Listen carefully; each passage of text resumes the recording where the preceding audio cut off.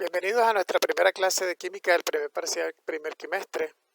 Hoy iniciamos las clases de repaso. Prestemos mucha atención para poder comprender lo que vamos a ver e ir haciendo resúmenes de lo que necesitamos. Recuerden que vamos a ser evaluados en forma diagnóstica y exploratoria en los próximos días y a partir de esta clase mediante preguntas al final de la misma. ¿Qué es el sistema periódico de los elementos? Esa es la clase de hoy. Vamos a recordar un poco la figurita que está debajo de esta lámina. La tabla periódica de los elementos. Para ello tenemos el siguiente objetivo. Comprender en qué consiste el sistema periódico de los elementos atendiendo a sus propiedades y cómo está dividida la tabla periódica reconociendo los símbolos con los cuales identificamos los mismos. ¿Qué es y qué estudia? Conocido como la tabla periódica de los elementos, es una disposición de los elementos químicos en forma de tabla, ordenados por su número atómico, número de protones, por su configuración de electrones y sus propiedades químicas. Este ordenamiento muestra tendencias periódicas como elementos con comportamiento similar en la misma columna. Recuerden que estamos hablando del sistema periódico. El sistema periódico es el que es conocido como la tabla periódica de los elementos. Y como dice esta lámina, es una disposición de los elementos químicos en forma de tabla, ordenados por diferentes propiedades. Pero, vamos a la figura. Recordemos la figura de la tabla periódica de los elementos. Allí tenemos la disposición de los mismos. La tabla periódica nos agrupa todos los elementos químicos que hay en la naturaleza, de una manera en la que el hombre se dio cuenta hace mucho tiempo, ya que estos tenían propiedades similares, pero que de alguna manera cambiaban secuencialmente. Es decir, en unos aumentaba, en otros bajaba. Oye, qué curioso. Entonces el hombre empezó a estudiar poco a poco de qué forma lo hacía hasta que se dio cuenta que sí los podía agrupar en una tabla. El primero que se dio cuenta de esto fue Mendeleev y creó la primera tabla periódica, pero comenzaron a hacerse modificaciones hasta la que tenemos actualmente. Las filas de la tabla se denominan periodos y las columnas grupos. Algunos grupos tienen nombres, así por ejemplo el grupo 17 es el de los halógenos y el grupo 18 es el de los gases nobles. Líneas horizontales, periodos, líneas verticales, grupos. Grupo 18. Noten que hay un 18 aquí arriba y no está el puntero. Ese es el número al que hacemos referencia y todos los compuestos que están aquí, que la cajita es azul, todos estos compuestos son los llamados gases nobles. Y en la nubecita azul, que al final aquí arribita hay un 17, ese es el grupo 17, estos son los llamados halógenos. Y así los compuestos se van agrupando por diferentes nombres que poco a poco iremos recordando. Estamos hablando de algunos principalmente. Es importante recordar también algo bien importante en esta parte, que es que la tabla periódica nos permite a nosotros reconocer los símbolos químicos de los elementos y muchas otras propiedades. Fíjense ustedes en la leyenda que tiene esta tabla. Está el hierro, el nombre lo tienen debajo y aquí arriba tienen el símbolo químico. Y es importante que nos familiaricemos mucho con esto porque lo vamos a trabajar muchísimo en estas primeras partes y sobre todo, bueno, sí a lo largo de toda la materia, pero sobre todo en estas primeras partes donde vamos a trabajar con estequiometría, los símbolos químicos ustedes ya los deben conocer. Tenemos que repasarlos, es importantísimo. Aquí se muestran algunas propiedades como la masa atómica, que luego la vamos a utilizar bastante. Es una de las cosas que más utilizamos. El número atómico, que hace referencia al número de protones que hay en el núcleo. La electronegatividad, que es una propiedad periódica. La energía de ionización, el símbolo químico, el nombre. La configuración electrónica, la forma en que están dispuestos los electrones en las capas de valencia de la materia y los estados de oxidación. Cada elemento presenta todas estas propiedades, todos estos números dentro de cada cuadrito de esta tabla periódica. Pero además también tenemos lo siguiente. La tabla muestra los nombres de las series. Fíjense, tenemos aquí los metales alcalinos. Los metales alcalinos son aquí donde tengo el cursor. Veamos el cursor. donde aparecen el litio, el sodio, el potasio, el rubidio, el cesio, el francio. Los alcalinos térreos, el segundo grupo, berilio, magnesio, calcio, estroncio, bario, radio. Tenemos los llamados metales de transición, que vienen a ser los que tenemos en la parte media de la columna. Fíjense que el hierro es uno de ellos. Los metales de transición que tenemos acá son los elementos que van entre los metales que tenemos acá y los no metales más específicos y metaloides, que son los metaloides son los que están en color verde y los no metales los que aparecen como color moradito y lila. Los halógenos y los gases nobles, que no sé si lo recuerden, pero se les llaman nobles porque son las únicas sustancias que no reaccionan con ninguna otra porque sus electrones están completos en la última capa de valencia. Por eso son nobles, son tranquilitos, son quietecitos y están siempre al final de cada uno de los periodos de la tabla periódica: el helio, el neón, el argón, el criptón, el xenón, el radón. Ya. Y tenemos los elementos raros o tierras raras, algunas sintetizadas por el hombre, otras que han aparecido. La serie de los lantánidos y los actínidos, muy poco utilizados en la química que nosotros vemos, en la química inorgánica más aplicada, sí.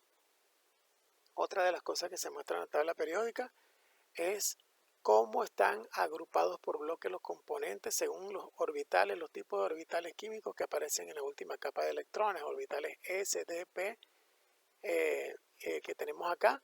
Pero nosotros en este momento no vamos a repasar eso. Nos interesa más que ustedes revisen los símbolos, revisen un poco cuáles son las propiedades periódicas, que ya las vamos a explicar, y cómo están agrupados. Pues la tabla no es objeto de memorización, pero los símbolos sí. ¿Qué son las propiedades periódicas?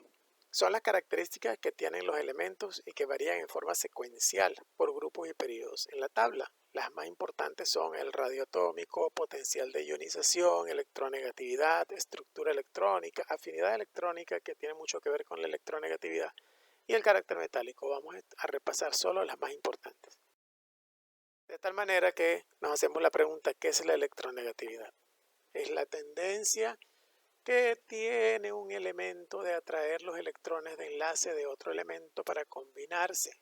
Las sustancias que forman los llamados enlaces iónicos, como el cloruro de sodio, generalmente presentan un átomo bastante electronegativo. La electronegatividad entonces es la tendencia que tiene un compuesto, un elemento, de tratar de agarrar a otro para formar un compuesto capturando el último electrón de su capa de valencia. Recordemos que los componentes, los elementos se unen o se combinan para formar compuestos entrelazando los electrones de su última capa. Y los compuestos que tienen esta característica tienen siempre un elemento muy electronegativo. Vean esta tabla.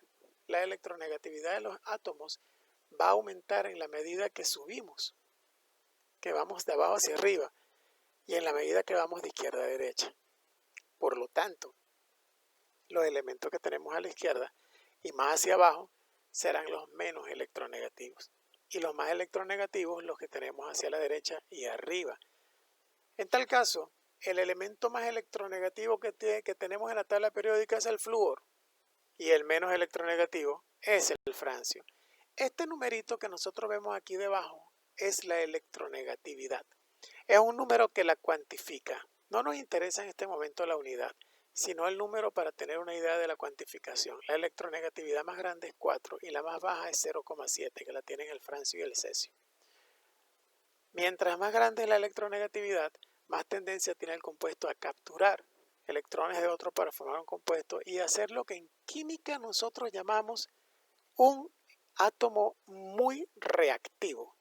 Y fíjense cómo los gases nobles están afuera de la tabla, no tienen color, ¿se dan cuenta? Ellos tienen todos sus átomos completos en la última capa, no tienen esa propiedad. No reaccionan con nadie, por eso se les llaman nobles. ¿Qué es la energía de ionización? Es la energía necesaria para quitar un electrón a un átomo neutro, convirtiéndolo en un catión, es decir, un átomo cargado positivamente. Recordemos que una sustancia neutra tiene sus electrones y sus protones completos y siempre el mismo número de protones es el mismo número de electrones. No olvidemos eso. ¿Ya? No olvidemos eso. Si yo le quito electrones a una sustancia, su carácter neutro desaparece y la vuelvo muy positiva. Pero si una sustancia captura más electrones de los que ella tiene, se vuelve más negativa. Cuando una sustancia gana ese carácter más negativo, se le llama anión. Y cuando gana carácter positivo por perder electrones, se le llama catión. Pero ambos son formas aniónicas, es decir, un anión es una sustancia que ha perdido o ha ganado electrones. Si ha perdido, se llama catión. Si ha ganado, se llama anión. La energía de ionización, entonces, que es la energía necesaria para quitar electrones a un átomo neutro, aumenta en la medida que nos movemos a la derecha y en la medida que subimos en la tabla. Quiere decir que la energía de ionización más grande la seguirá teniendo el flúor. Está muy asociado a la electronegatividad, entonces, de alguna forma. Y es así como cambian en la tabla periódica. Vean el esquema que estamos mostrando acá. ¿Qué es el radio atómico? Es la distancia más probable que existe entre los electrones de la última capa y el núcleo del átomo. Imaginemos al átomo como el modelo más sencillo, el de Bohr, que tenemos un núcleo alrededor órbitas en donde giran los electrones. La distancia del núcleo al electrón de más afuera, ese viene a ser el radio atómico. Pero también puede decirse que es la mitad de la distancia internuclear cuando el átomo está formado por un enlace covalente. Tendríamos que recordarlo como un enlace covalente. Ahorita no vamos a recordar eso. Pero podemos imaginarnos también el radio atómico de esta manera. Dos partículas formando una sustancia, dos átomos formando una sustancia, sean cuales sean, y la distancia entre núcleo y núcleo es el radio atómico. Esas dos concepciones de radio atómico son perfectamente válidas. ¿Cómo varía el radio atómico de un elemento?